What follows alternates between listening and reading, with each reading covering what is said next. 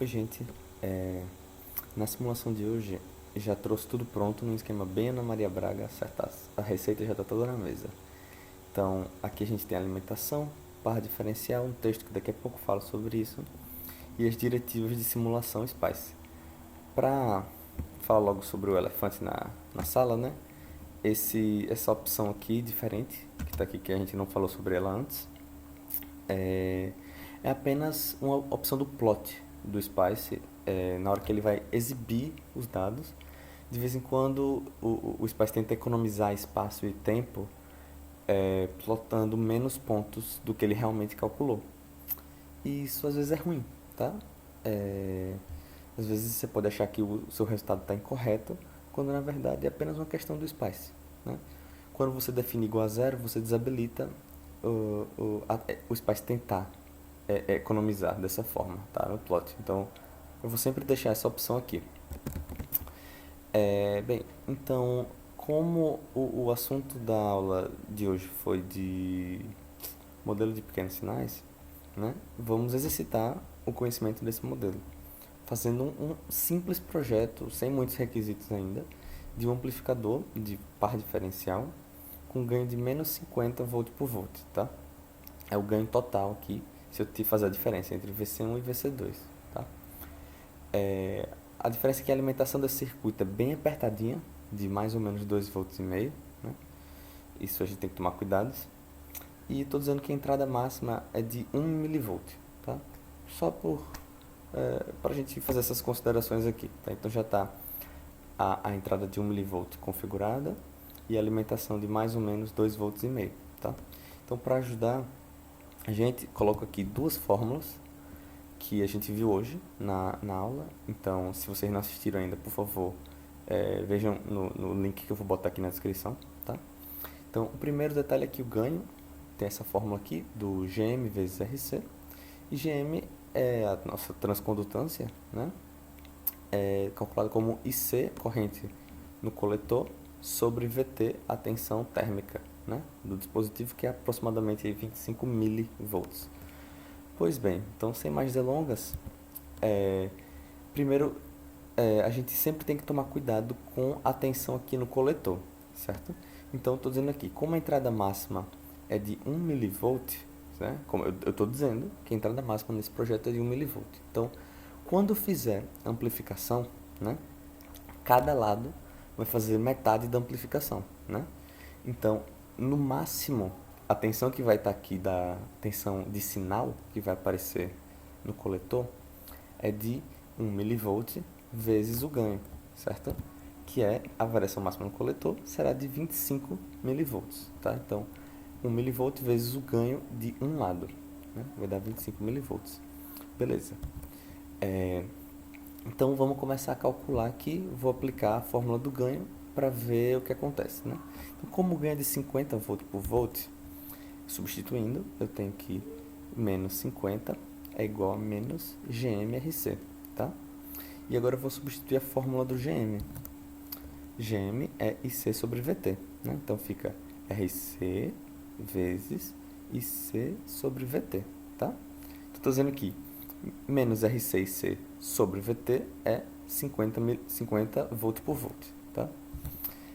Rearranjando essa equação para ficar RC e C, eu passo o VT para o outro lado, que é um número que eu sei quanto é, né? Então eu tenho RC e C igual a 50 vezes o VT. 50 vezes VT é, só para vocês acreditarem, certo? Então, 50 vezes 25 milivolts dá 1,25 volts, tá? Isso aqui é volt porque isso aqui é adimensional e isso aqui é em volt, né? Então o resultado é em volt.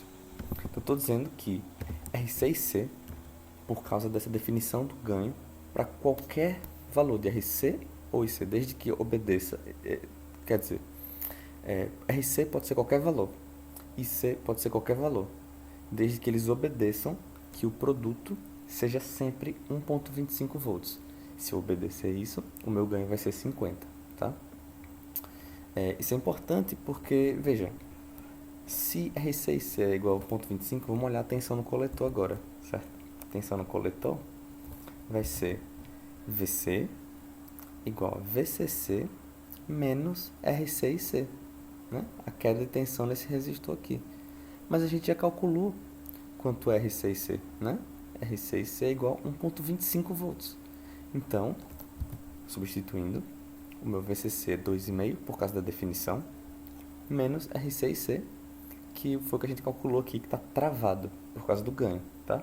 Então, não importa o que eu faça. Se eu quiser ter um ganho de menos 50, a tensão no coletor vai ser 1.25 volts, sempre, certo? Eu posso aumentar ou diminuir esse ganho, e aí eu vou mudar a tensão no coletor, tá? E aí, durante o projeto, você pode fazer ajustes, claro, para chegar mais perto dos valores que você quer mesmo. Por exemplo, eu queria uma tensão de 1 volt, eu queria um ganho de 55, né? E aí, essas coisas vão mudar, tá? Mas enfim, então eu estou dizendo que para qualquer caso que eu obedecer esse ganho, eu vou ter essa tensão no coletor, tá bom? Ok. Então agora eu posso escolher um IC ou um RC, né? Se eu digo um, eu encontro outro, porque eu sei que RC e IC é 1.25. Então digamos, então vou dizer assim, supondo, ou melhor, definindo IC igual a 100 microamperes, tá? Então eu vou definir isso aqui. Então definindo essa corrente, primeiro, a corrente de polarização I vai ser 2IC, ou melhor, I igual a 2 vezes alfa vezes IC. Mas eu vou supor que o alfa é igual a 1, tá? Então não vou me importar com isso não. E vou dizer que é só 2IC, tá? Bom, e isso vai ser igual a 200 microamperes, né? Então a corrente de polarização já defini, 200 micro, tá? Bom, a partir dessa corrente, eu determinei IC, eu posso encontrar RC, né? Então, vamos aqui no Python rapidinho. Opa, acho que eu já tenho outro. Isso. Então, estou dizendo que IC é igual a 200 micro. Eu sei que, bom, RC vezes IC é igual a 1.25. Então, vou passar o IC dividindo, né? Então, o IC dividindo fica sobre IC assim. RC dá 6.250 250 ohms. Peraí, está certo? Não, está errado, desculpe.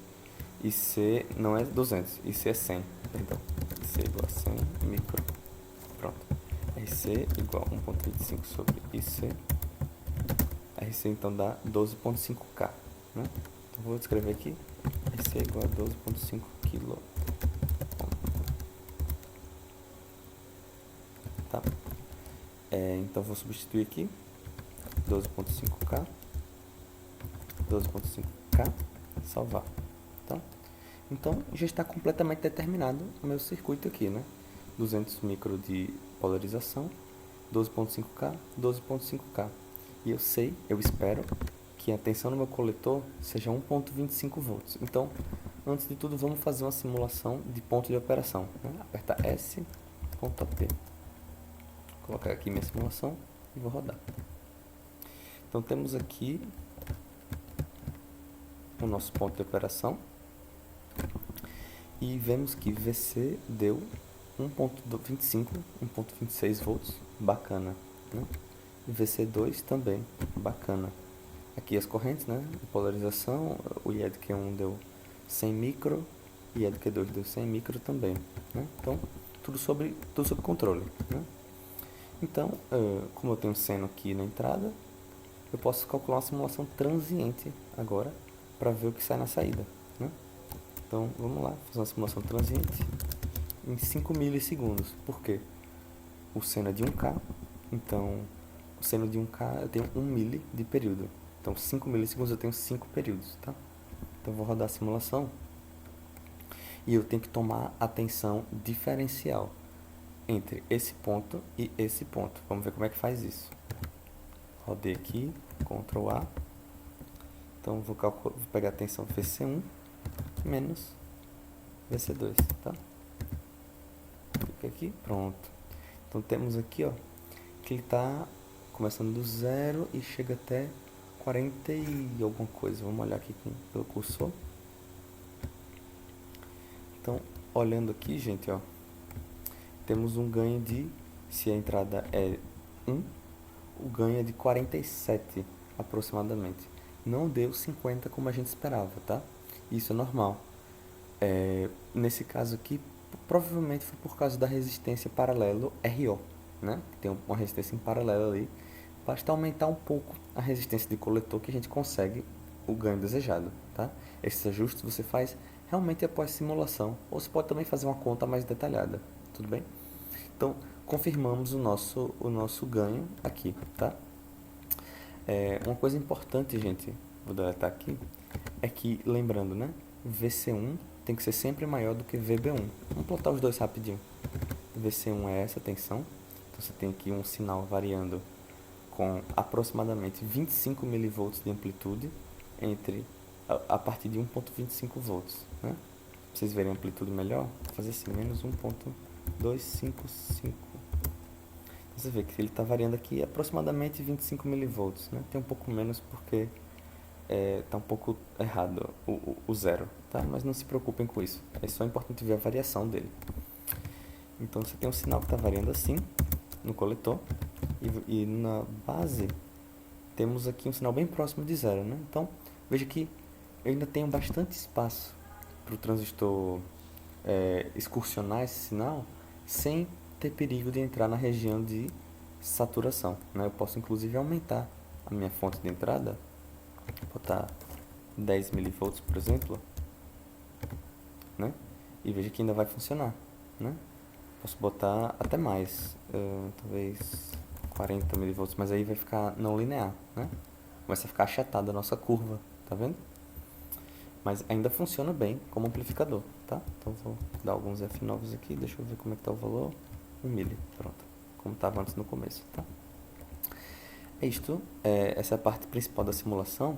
Eu só queria agora mostrar para vocês uma outra coisa, um outro tipo de simulação, né? Que a gente pode verificar a resistência de entrada, a resistência de saída e o ganho, né? Que é a simulação de função de transferência, que está aqui, ó, DC Transfer, tá? Eu vou usar essa colinha aqui da sintaxe. Então, ponto TF, V. Aí vamos lá. A saída vai ser de VC1 para VC2, tá? É assim que se faz. E a fonte de referência é V1, tá? Então, vou rodar aqui, vou definir minha simulação, salvar e rodar a simulação. Então, temos aqui, ó, que primeiro o ganho deu menos 47 volt por volt, então muito próximo do que a gente calculou, né? A impedância de entrada deu 93K, vocês podem verificar se isso está correto, calculando o RP, né? No caso a impedância de entrada aqui é 2 RP.